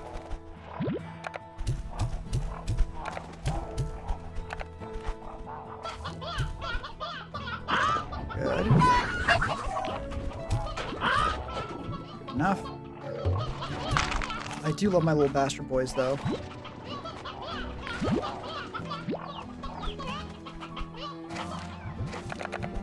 Oh my god, the fucking anglers look mostly content. Holy shit. The anglers were never content before. It is possible. Miracles are real. Just absolutely flood that with fucking birds. It's like, good, you're fed and happy. Stay that way. Please.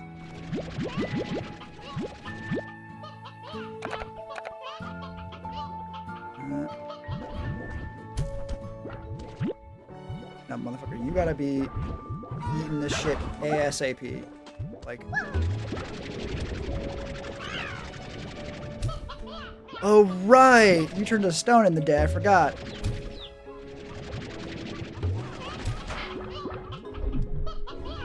Oh.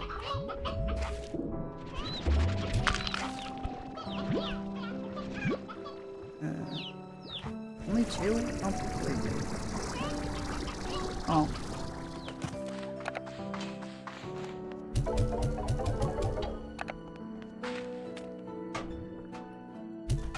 Good. Well, while my bastard boys are, you know, full of evil and crimes, I can bring these over to the saber slimes and actually give them something to eat for once. Holy shit. As mentioned, miracles really do happen. Ignore the slimes over here at Starvation Station. They are not real. See, they're literally not there. Literally nothing there to be worried about.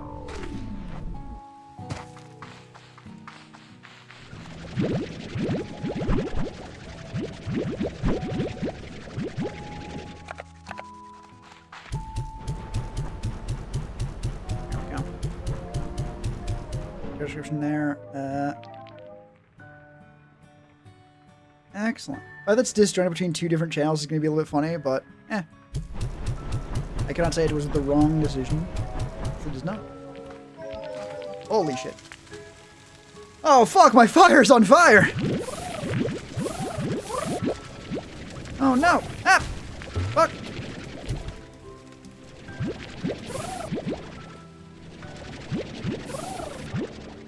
Shit, my fire's on grass! Actually, pretty sure there's no negative effect of them being, like, not in fire. Which I really thought there was.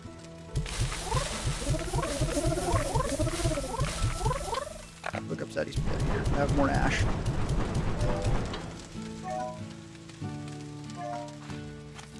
There we go. I was gonna bring one of the toys down here, I think. But, oh, I think I do actually have one of the saber slime toys. They're up and about. Let me just stop fucking trying to get out.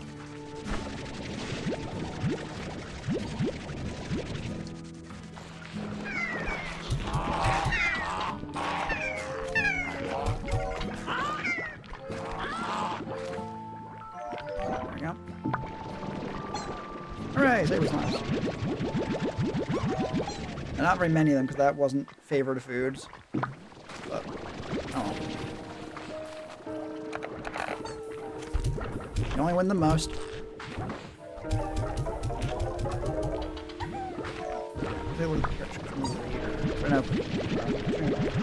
It might not be for much longer, because it's been a decent-sized stream. My throat is still sore from talking... Honestly, still talking basically all day today. and screaming my voice hoarse, trying to deal with fucking windows and their fucking bullshit.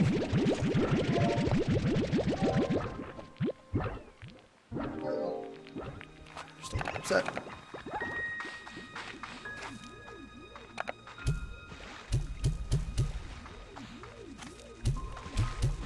I think you can water them to be more effective. And, oh god, you are starving? Why? That is the wrong thing. Okay, that's fine. If it was the other kind of fucking plort, that would have been disastrous. Thankfully, they can't eat the fire ones and become fire largos, period. So, catastrophe averted on that one. Hi, what are you guys doing out of your fucking cage? Oh, you fucking put a teleporter, like, close enough to get out. That's a good thing I didn't know they could do. I hate it.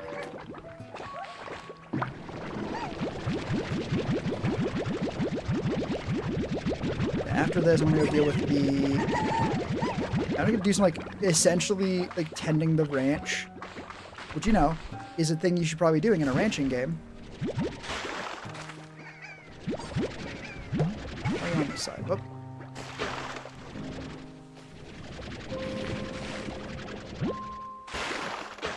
Any other rubber ducky? Go, the rubber ducky.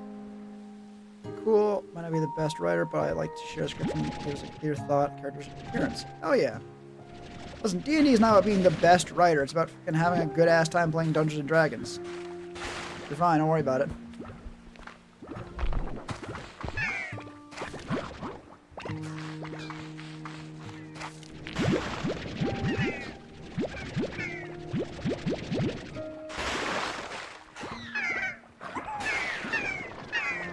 Oh, there's 5 in here. Oh, God.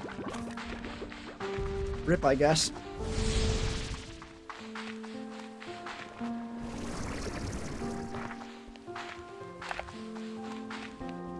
Third cherries I have so much room for.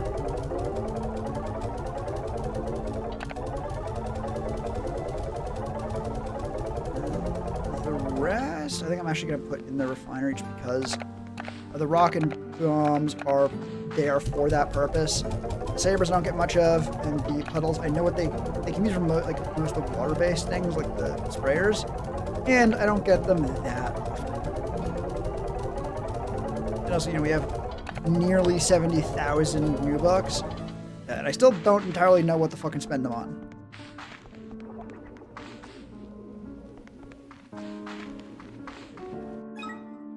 This is literally just the Slimepedia. Why are you fucking pretending it's gonna be something different? God damn. How much is in here? Oh, I do myself. Excellent. Gonna wait for the reset on the price before selling all the fucking tangles and making 10 gajillion fucking dollars. Just because I don't know what I'm gonna use the money for doesn't mean I don't still want the money. Right? That ain't how it works.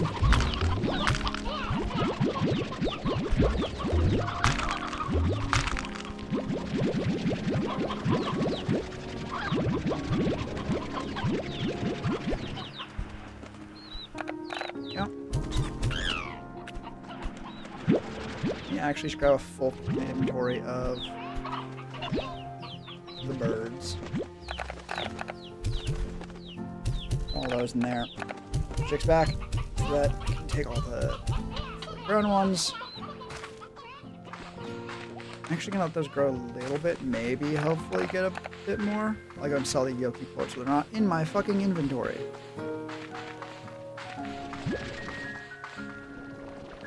Scoop that up as I go past. Alright, 63. If it's a green arrow, it's good. If it's a red arrow, it's bad, but we'll fucking take what we can get.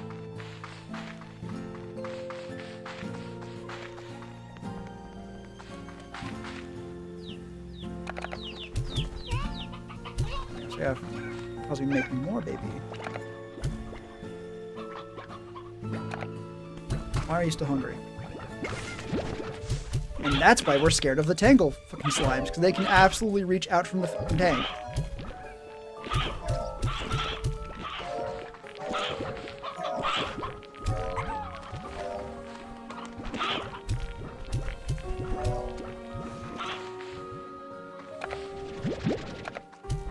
Hey, idiots. Fucking fruit. Look. You love that shit, right? Probably. Maybe.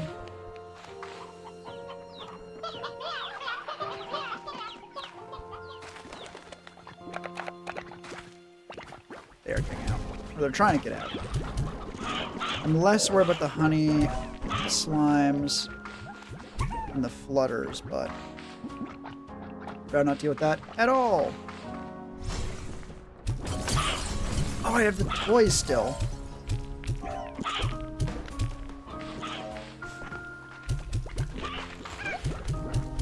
Stop escaping. Stop it. Stop it. Stop it. Stop it. Stop it. Stop it.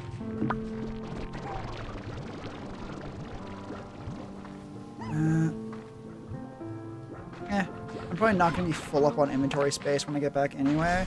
I'm going to go grab the toy now.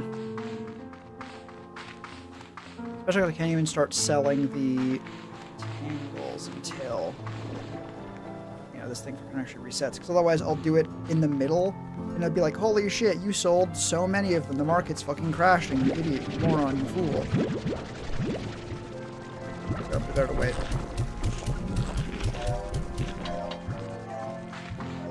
God, I set the fucking guy to put them in the refinery, but I got Night Mart now,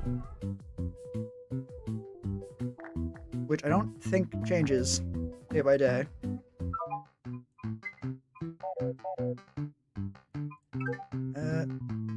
Well, I cannot resist getting something that is limited time, especially since, well, you know, still only have.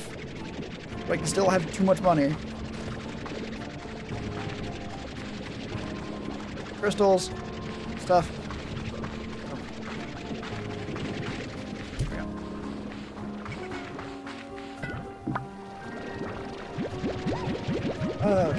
Not done with this. I have to deal with the other side of the ranch.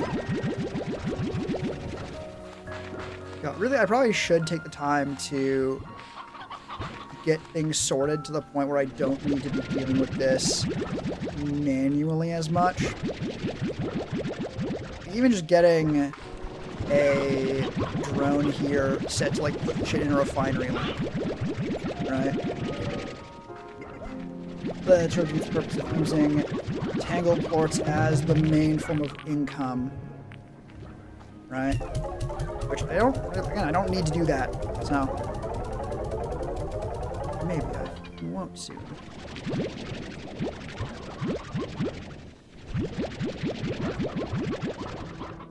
One thing I would like to do, or like guarantee, is having a way of getting every port on the fucking ranch myself. There's no risk of it being like, oh no, you need to fucking, like, I don't know, like go find 20 fucking ports of a certain kind. Not shit.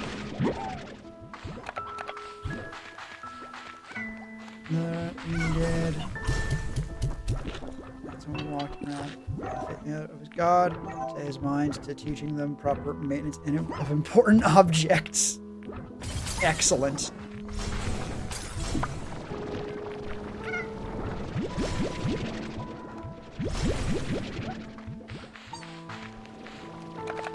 God. Platform. I swear these things make me nervous. I don't allow him to take his suspect to do so. He simply broke the finger of one of his hands and walked away. Damn. Like, well, if you say I can't, we'll do another way then.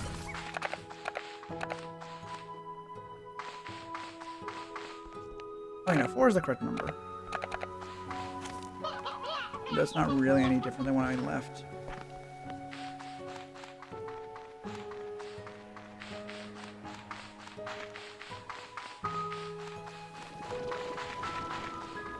Alright.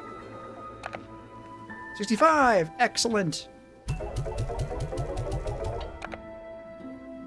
These I will throw in the refinery. And now we spend 80 billion years just selling everything. Actually, Follow the healing law of the gods. If either is respected, the punishment will be swift. Either re-education or punishment. Re-education is never not going to be a fucking terrifying word. Target. Angle ports. Silos. Target.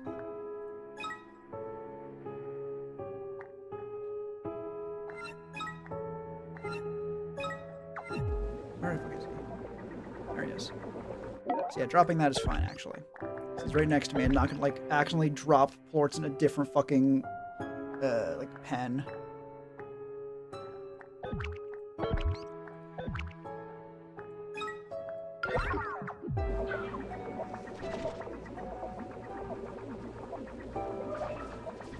Oh, he was not happy about that.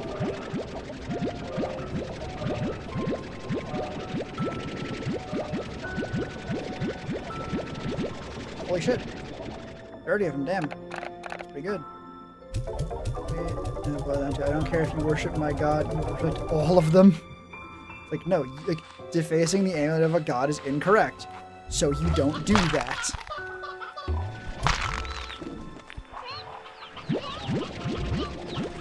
It feels like it invites the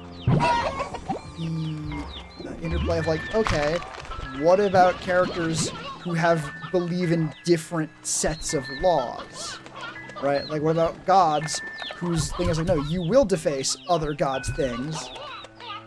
Is it now bad to not do that?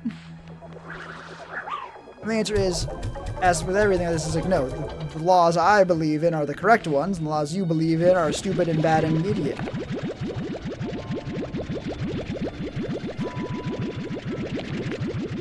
It's an interesting concept. Oh, God, exactly, right? It's like you will follow all of the laws. Like, what about contradictory laws? Oh, well, then the ones I like, which say there aren't contradictory laws, actually. Probably.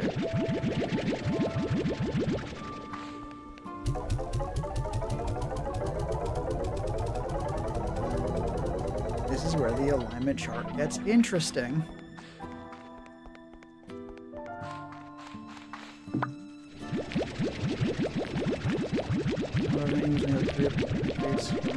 Laws.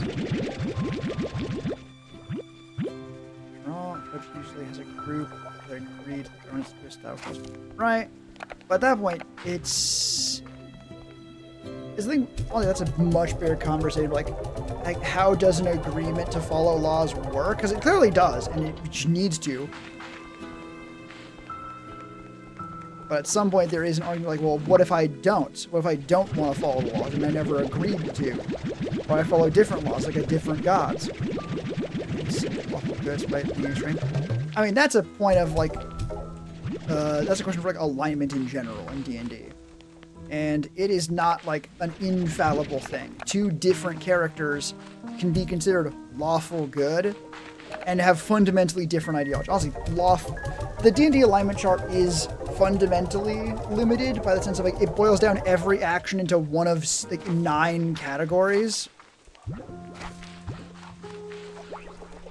And in short, it means that you essentially need to have or accept there's gonna be characters that would not. Some characters are going to count even if some other characters wouldn't agree that they should, right? Or you say it's a matter of, like, personal beliefs, right? Like, is it enough for a character to really strongly believe themselves as lawful good and try to act lawful good, even if maybe they're not really that good?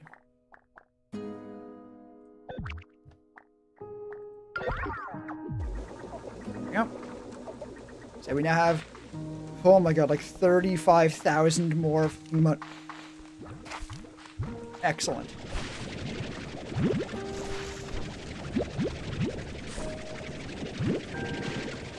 Actually, no, I oh, we're gonna fucking doing. Do I actually have a drone? I might have it. I have a drone. Excellent. Because we can handle the Bat Cave very, very, very quickly.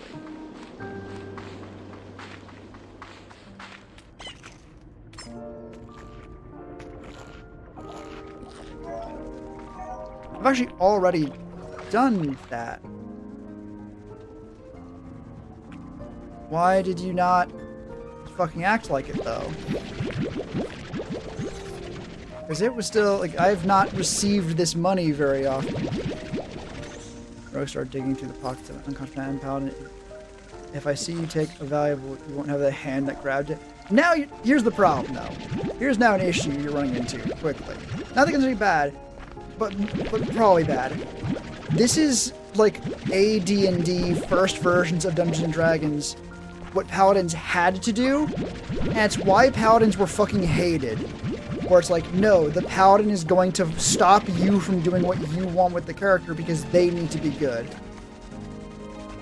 And it was a bartender? Well, why would that matter? Right? Like, why would the state of, like, the occupation of the man matter for looting him? Stealing is against the law.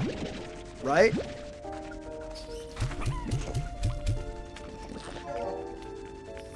Exactly. So why would the rogue stealing from a bartender be different from the rogue stealing from anybody? And if the stealing class is prohibited from doing their thing, that's gonna create some very understandable tension, right? Or could cause understandable tension. That's the thing. Not that it is necessarily bad, it very easily could be, though, is the problem.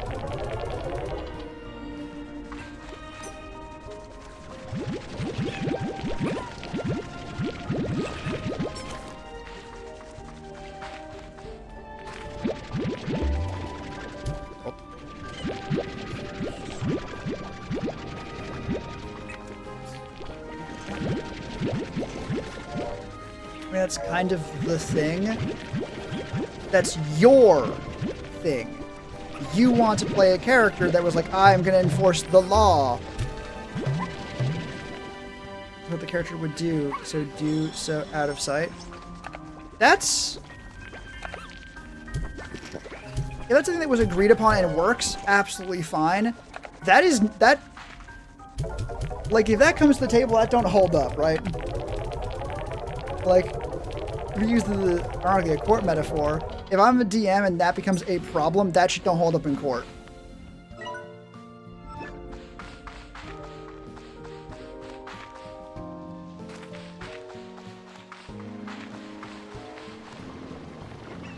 Now, honestly, I think a very easy way, like asterisk, of dealing with that, though, it might be what you're doing, is essentially going, okay, no, my character would never allow this and would be vigilant of this. I, as the player, am going to choose to turn the other way because I can. My character can't, but they're only allowed to be as perceptive as I want them to be some of the time, right? Sentiment is fine with it. It doesn't make sense for the morals to suddenly get flexible. It's not about morals suddenly getting flexible. It is about the character, right? But take it to an extreme example, right? And this should get a response of, well, obviously that character's not okay. If you have a character whose goals and motivation are betraying people who trust them, and so it's like, well, it would be my character to kill the party when they can get the chance. That's not a character that's allowed to be at the table. Obviously. At least not if we're ascribing to the idea of, it's what my character would do. Right? Because those matter, like, okay, cool, what if the rogue is like, well, my character would take shit, because I'm playing the class whose whole thing is taking shit. How do you square that circle? Is the stack of context that got let... And that's why I've been adding in occasionally it might be working for you fine, but on the whole, here's problems with it.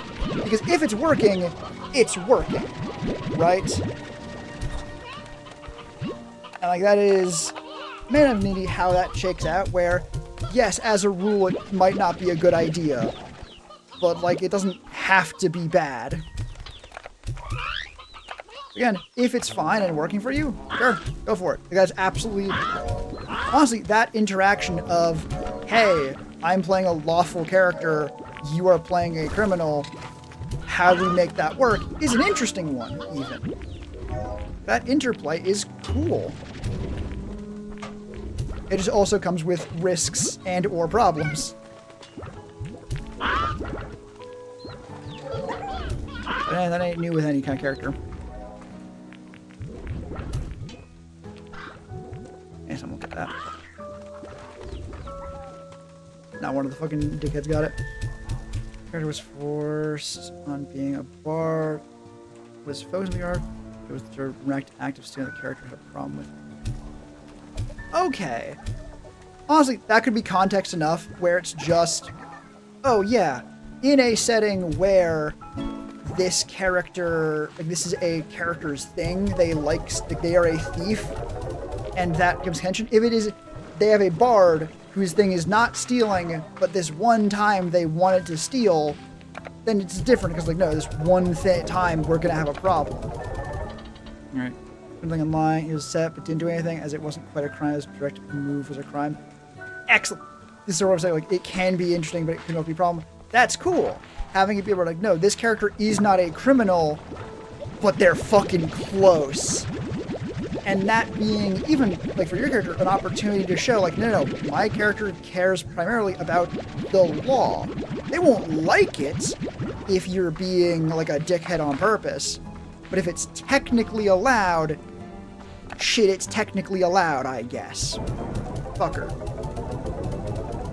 And honestly, it's also just a good way of portraying, like, a lawful-leaning, lawful-good character, where the law takes precedent, because the law is what's important. You can't go breaking the law, because that is how you get bad shit. So you get evil. However, it also means that even if you could theoretically break the law for good reasons, that ain't good enough. Because you can't stand by breaking the law, because that's how you get bad shit.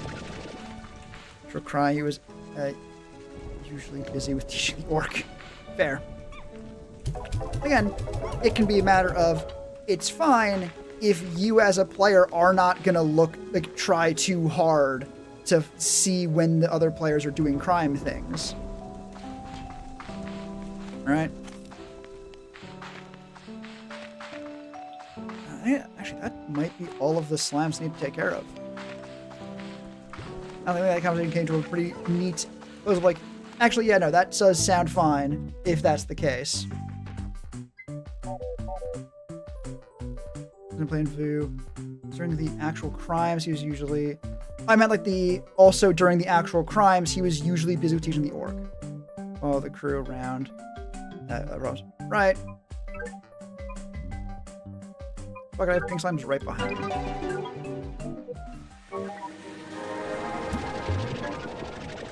Yep.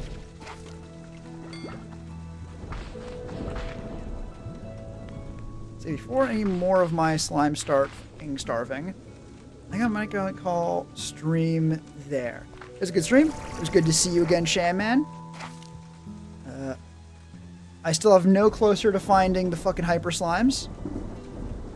But, I don't know. We're gonna fucking see next time, I guess. I think next time I'm committing to, if I can't find them, I'm gonna have to have someone just to tell me. So, hey, people on the Twitch side in hyper beam, no, hyper slime. It's one of the kinds of slime that you need to find access to. Yeah. If I can't, hopefully one of the people on Twitch that came through the raid will be there next time. I'll be able to give me fucking pointers. But I don't fucking know. Till then, thank you all for coming. I hope to see you all again next time. Thanks for up, Shaman. Take care of yourselves out there. Take care of each other. And bye-bye, everyone.